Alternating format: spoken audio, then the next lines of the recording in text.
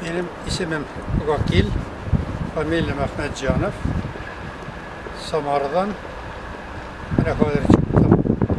Tatarça diktant yazıp bir kızık tekstiydi. Rahatlanıp yazdım. Yaxşı ettirip okup vardılar.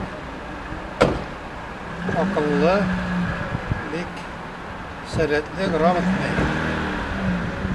Kanımız bizge okup vardı.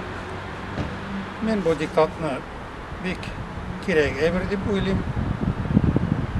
İkinci yılga Allah tilese tuğanlarını, bilgen iptaşlarını çakıram, balalarını.